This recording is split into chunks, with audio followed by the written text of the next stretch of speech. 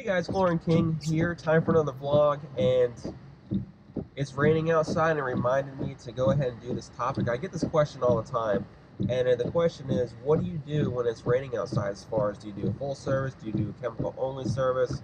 You know, what do you do? Well, I always try to give my clients a full service because that's what they pay for. So I'm not going to use rain as a scapegoat for not doing pools. I've had clients come out and tell me while I'm out in the rain, I can't believe you're here, and I'd ask them why, and they said, the previous company would, anytime it rains or lightning is in the area, they always cancel service for that week. And to me, that's not right. Plus, from a workload standpoint, you're going to be doing twice the amount of work the following week because you skipped this week, and you could potentially be dealing with algae. So I have two small questions I ask myself, and if they check out, I'm going to do a full service. And the first one is there lightning in the area? If there's lightning striking around me while I'm at a pool, I'm not going out with an 8-foot pole to clean their pool.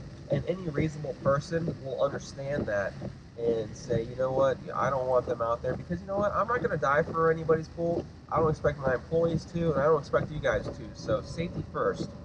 Then you check on the frequency of the lightning. Is it happening all the time, like in a minute? Is it just strike after strike after strike?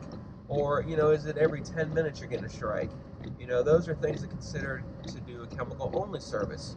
And then you gotta think, then you take in consideration how quickly the thunder follows a lightning strike.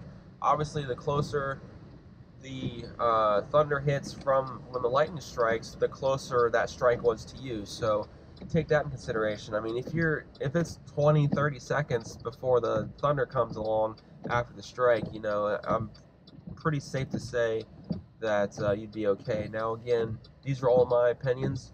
I don't want to tell you as far as when it's okay to work or whatnot. This is just what I do, so take that in consideration. I want you all safe above and beyond anything else. So that's the first thing I look at, is there lighting in the area.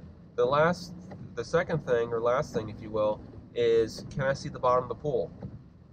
Again, to go back to, any reasonable client would understand this. I'm not going to stick my expensive vacuum cleaner into a pool where I can't see what I'm vacuuming up. I don't want to damage my equipment. And again, I don't expect you guys to do that either. So, if I can't see the bottom of the pool, it's so disturbed by all the raindrops and all that stuff that I can't see, I'm not doing a full service. Also, brush the pool if there's no lightning around, but I'm not going to be vacuuming the pool up.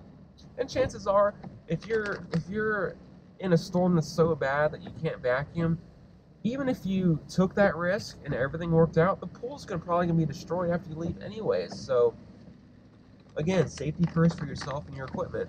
And that's basically it, just as long as there's no lightning in the area, I'll do a full service. And as long as I can see the bottom of the pool, I'll do a full service. So, as always, like and subscribe, and thanks for tuning in, and I'll see you next time. Have a great day.